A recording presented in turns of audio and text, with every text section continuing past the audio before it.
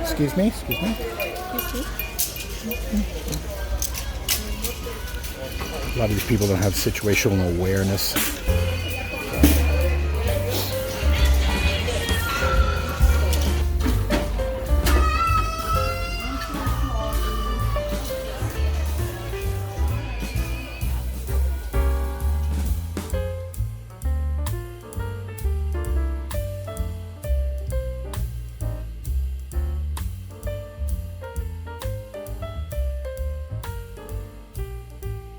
So I saw this on Facebook Marketplace, vintage heavy cast iron pan.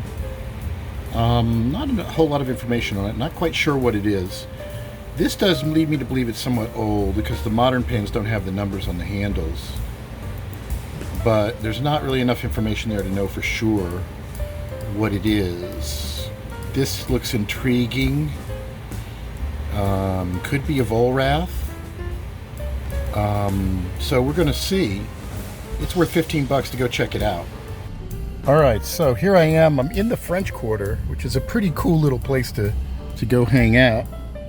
Just picked this up from a guy. It's in pretty rough shape, but it's definitely repairable, salvageable. Look how lucky it is. I don't exactly know what it is. I know it's a chicken fryer. I do not know who made it. Could be an unmarked Wagner, is what I'm thinking it is. So we're going to see. And it was for 15 bucks. I don't know if it was 20 if I would have expressed an interest in it. So it was just that magic number, 15 for an interesting pan that looks old. I'll give it a try. I do think it probably came with a lid, and we don't have the lid, so we're going to see. But it's nice to give me an excuse to come down here into the lower French Quarter. Always a really neat little area. So nice day, not too hot, and there we have another little adventure. Alright, so here's a closer look at this pan that I just picked up off of Facebook Marketplace. So it's a number 8 deep pan chicken fryer. So I seem to think it should have a lid with this latch here, something that covers over it. And I just don't know. So here's a, this is a top part of a Volrath combo cooker that I'm in the process of seasoning. And you'll see what I mean when I feel like it should fit like that. Some of these have a little tab that'll go into the thing. So it just seems to me like there should be another piece to it. I don't know if there is or not. But let's take a look at this. So it does appear to say something inch chicken fryer right there. There's a B on the handle. And I can't tell if there's anything else there. It's got a kind of a distinctive handle design there. And I can't tell. There could be a logo underneath here. That's one of the fun parts, is when you start to strip all of this stuff off, there could be something but underneath here, and we are going to find out. So here is something I got off of eBay. This is a Griswold number 4 slant logo with the heat ring. This is a very, very rare. This may be the most valuable piece in my collection right now. So I'm going to put it in the E-tank and see what we can do with it. Here we are taking this Griswold out of the E-tank. You can see what it does to the previous seasoning. It should come off pretty easily now, and we'll get a good look at it to make sure there's no problems with it. Got it out of the E-tank. Haven't cleaned it off yet, but it looks really good. I don't see any cracks. It sits flat. So now I will just very lightly scrub it. It's so smooth. It should come out really nice. So this is the before picture before it's seasoned. Okay, here is today's thrift store pickup. As you can see, it was $9.99. And it's a pretty ragged out old and it's very crusty, but I think I know what it is. It's an unmarked Wagner. What's neat about it is I don't think it's a number 8, I think it's a number 7. I can't read the inch here, but let's see. Or is it a 5? Let me pull another skillet out here. This is a number 6, and it's definitely bigger than a number 6, so it's probably a number 7. Do I have a number 8 Wagner? I do. So let's compare it to a number 8 Wagner. This is a number 8. We can see it's noticeably smaller than the number 8. So I think this is a number 7 Wagner, which is an unusual size. So I'm going to, so let's compare it to see.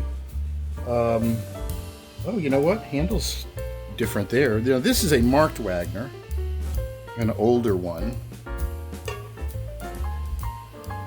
But I think this is a Wagner.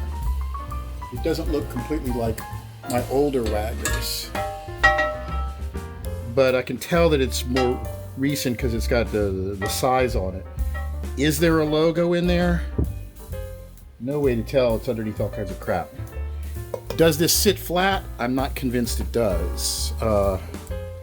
We're gonna see if it does or not. But my guess is this is an unmarked Wagner. This will be interesting to see. It's got the little diamond there. It's no heat ring. Very pronounced pour spouts. And it's just completely filthy, but this inside is really nice and smooth. So I think this is going to be a fun one to restore. So I'm going to put it in the E-tank.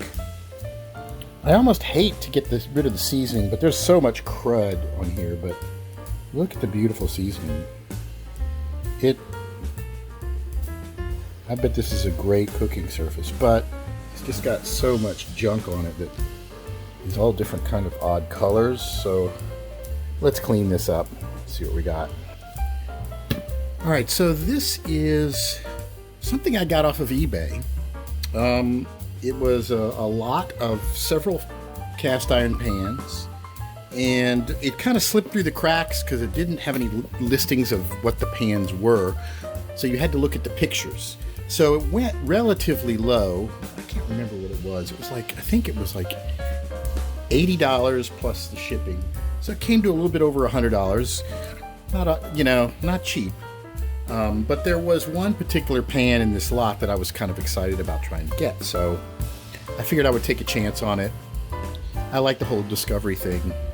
Remember, this is not a profit center, really. But, and also you hear these stories about these people that pick up like 20 pans for, $50 at an estate sale or something. I don't know where they're finding that kind of stuff, because I've been out there and I don't see that kind of stuff. So this is more realistic of the kind of stuff you can get. So let's take a look at this. Let's see. First off, I pleaded with the seller, because they don't accept returns, to make sure they pack it well. I even sent them a link to a video on how to properly pack cast iron. Let's see how they did. You can already see there's a bad sign. Look at these handles just sticking out right there. That's not good. So let's see if this is going to be a disaster or not. Okay, one little pan just in this envelope. Yeah, this is the pan I was interested in. It's a Griswold number 3 slant logo with the heat ring.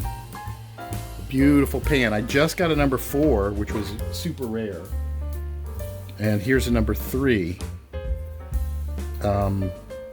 I think this personally is worth what I pay for the whole lot when I get it cleaned up. Beautiful little pan. Does it sit flat? It does. It doesn't spin. Okay, so this is what I wanted. I wanted this puppy right here. This is made between like 1900 and 1910. Very, very old. And you're always taking a chance there might be some cracks. There still could be some cracks, but I don't see anything. It all looks good. Let's hear the ping test. That's what you want to hear. Until I clean it up, I won't know for sure, but it does look pretty good. So this is what I wanted. So now, the rest is what we call a lanyap. Let's take a look and see what we got here. Again, not all that impressed with the packing. Look at that. Ugh. Another nice, look how smooth that is. It's really nice. I think it's a number 5 there. Oh, look at that. And it's a Wagner with the logo. Another really, really nice pan. Looks like it sits flat too. Let's see. It does. How do you like that? Yeah, this thing totally sits flat. These are pretty hard to find that sit flat. I see a lot of them. Another beautiful pan. This should clean up so well. Look at that. Oh, you can tell that's just been used so much. Really, really nice. Very pleased. Look at that. Beautiful pan. Now this other one, this one is the weird, odd lie. I have no idea if it's worth anything at all, but it's definitely an unusual one. Let's pull it out and take a look. It's enamel coated. It looks to be really old, judging from the crazing in the enamel. I don't know much about it. It says Prizerware, Prizer ware, CS3. Very interesting, huh? I love this color. I don't really see any major chips in the finish. It's a beautiful pan. It's a neat size. I like the kind of peace sign thing. It's very cool. I thought this would be the throwaway piece, but this might all come off, you know. I guess, I don't know if you would put this in an E-tank. I think this might be more of a lye bath kind of thing, but that's a beautiful pan. That's just really a really pretty pan. And it does, let's see how it pings. Yeah, oh, we didn't ping the Wagner. Let's ping the Wagner. Oh, what a nice sound. Take a look at it for any kind of cracks. I've lately started coming across a lot of cracks, so I got to remind myself to look. Although it's too late, I already bought it. Okay, what's this last pan? I can't even remember what it is. Let's take a look. It's the biggest one. Again, not very well packed. Oh, this is a griddle. That's right. So basically about 20 bucks per pan, not including shipping. I think for any of these is not a bad deal, especially once I get them cleaned up. But let's get this thing. This thing is in there.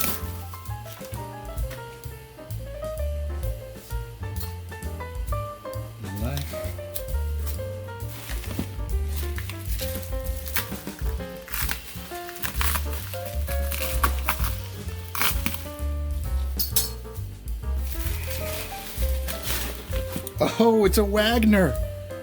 I don't know if that was visible in the eBay auction. Look at that. Wagner ware, I think there's the O is there. And it says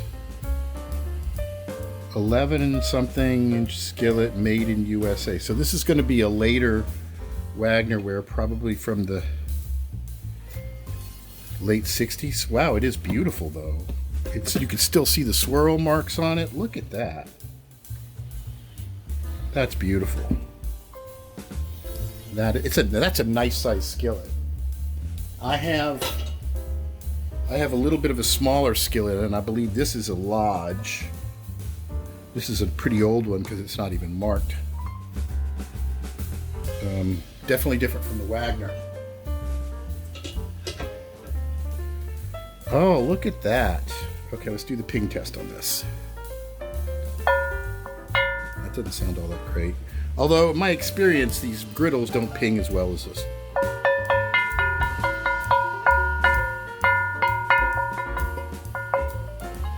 They don't seem to ping as well. Is there a crack in it? Do you see anything? I think one way is to run your fingernail along the edge and see if you feel anything.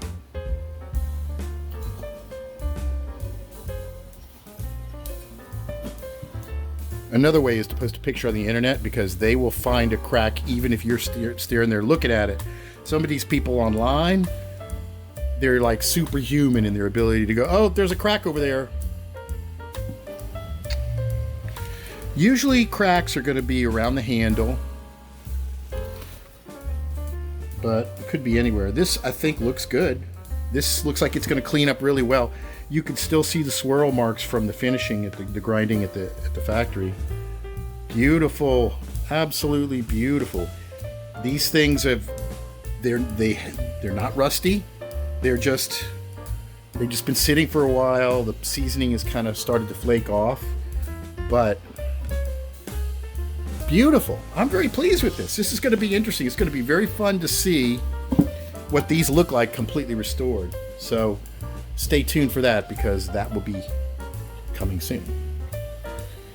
So here is this number 7 Wagner that I've pulled out of the E-tank. You can see it's E-tank got a lot of the crap off. There's still some residual crud, and now it just kind of can peel off for the most part. I try to clean as much of it outside the tank so it doesn't get crudded up in the tank. But there's definitely still stuck. It seems like the stuff in the inside is harder to get to from the electrolysis. So I end up having to decide, how much of it I'm going to scrub off versus how much I'm going to let the E-tank run. Especially when I got some goodies over here I want to put in. Look at that. I want to put that in there. That's going to come out nice.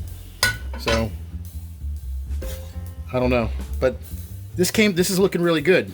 Is it flat? Looks like it might be pretty darn flat. Let's try the spin test with it. Let me see real quick. No, it spins. It spins. Most of those Wagners, most of these flat top ones will, unfortunately. Onward. So what I probably don't show a lot of is how much actual work goes into cleaning these pans. Even after I get it out of the E-tank, there's usually a few little spots that need to be cleaned. You can see it's already starting to flash rust. So I've got this little bit right here. And I use like a stainless steel brush to just work it over and over and over.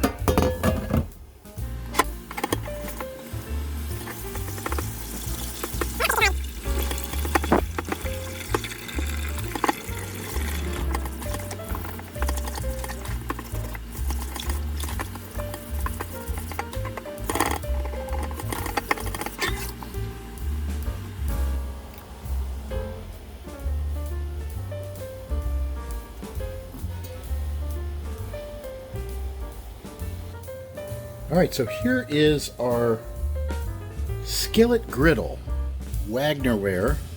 This is the one that I got in that eBay auction of 4 items. Look how beautiful this came out. It's just so nice and smooth. You can see the original markings where they ground it. And I just pulled it out. I've been scrubbing it after I got it out of the E-tank. And it looks beautiful. Sits really flat. I have reason to believe that since it says made in USA, this is going to be mid to late 60s or later.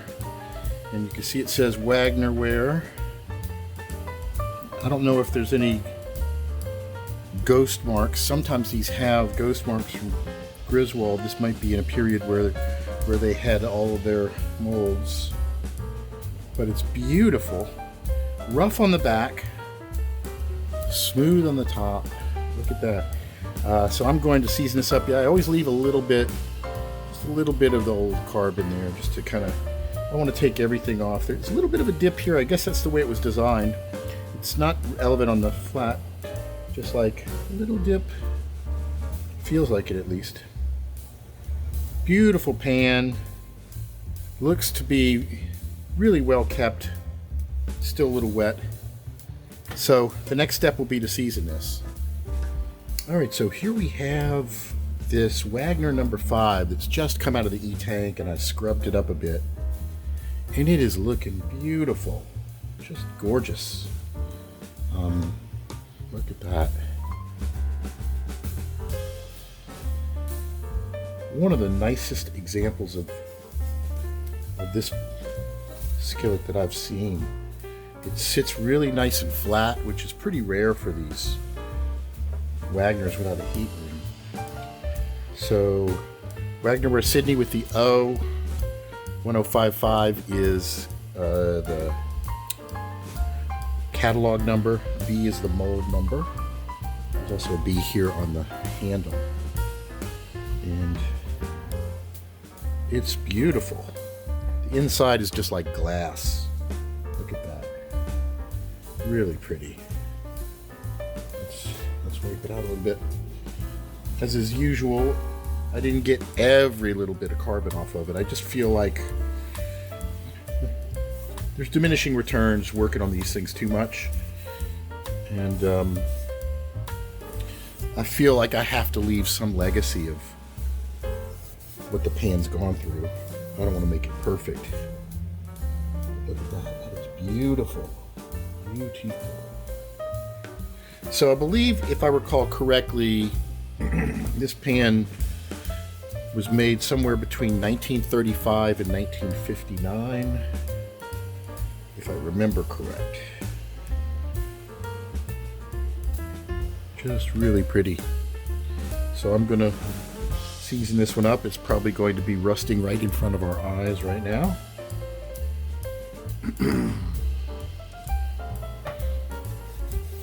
But just beautiful. And then the next one that goes in the tank is going to be this guy. So here is our number 3 Griswold. Out of the E-tank, I also put a little bit of oven cleaner on it to try to get the last little bit. And it just came out beautiful. It's so nice and smooth. And look at the back. Isn't that beautiful? Just great condition. Slant logo. So this is made in the early 1900s, like around 1910, 1908. Really cool. When there was buffalo nickels, and Indian head pennies in circulation. Just beautiful. All right, here we are finally after we've gotten everything all cleaned up, and here is a after picture of some of the pans that were featured in this episode. First off, here is the unmarked Wagner chicken fryer, and it came out really pretty nice. It does have some pitting on the inside, as you can see, but it's certainly totally usable, and it's not an unreasonable thing. And you'll see I've got little tags on these things, because what I'm going to be doing is trying to sell them, and I'm going to be chronicling that whole process of trying to sell these things. And that's also kind of a reminder of, like, all right, you got to get rid of some of your cast iron. So I'm going to be doing some little pop-up events where I try to sell some stuff, and I also plan to be giving some away to anybody who is watching this on YouTube. So be sure to subscribe and leave a comment. And at some point in the future, I'm going to start randomly picking people and sending them stuff from the show. I got to get a little bit more momentum going, but it's absolutely going to happen. So the earlier you're on and the more you're making yourself known, there could be some prizes in it for you. So stay tuned for that. So number 8, chicken fryer, really nice piece. You know, I mean, a lot of work went into it, but you know, so this is not a profitable thing. What else do we have? We have the number 4 Griswold. Look at that. Look how beautiful that came out. So this is one of my crown jewels in my collection. a slant number 4, which is a rare size. The other rare sizes are number 2, I don't know if you're number 1, number 13. But I love this particular era with the slant thing and the little tiny heat ring. Just beautiful. Oh, just came out so lovely. Just absolutely gorgeous. I'm very pleased with that. Here is the number 3 version that came in that package deal. And you can see that came out really, really lovely. Oh, speaking of package deals. That was in it. This was in it too. So look at that. The number 3 Griswold, just beautiful too. Slant logo, very early. Not quite as smooth as the number 4, but it probably is more of just, I don't know if I cleaned this one as well as I could. You could still see some of the older seasoning that I left, but it's still really, really smooth. Any roughness is probably just uneven seasoning. Came out really beautiful. Just both really, really lovely pans, and they're not really going to be going anywhere. I hope to have, at some point, to have a set of these things. Okay, the really grungy number 7 unmarked Wagner. This came out lovely. I don't think it sits totally flat, but on my grill, you know, these pans that don't sit flat, let me show you, because I got a gas grill right here. You know, and on these gas grills, this thing doesn't wobble. You know, but if I put it on a completely flat surface, it might do it a little bit, you see? But your typical gas grill, you'll never notice no problems with it. It's not going anywhere. It's only sometimes on these. But anyway, so not going to be super duper collector quality, but I'll tell you what, that's a beautiful, beautiful pan.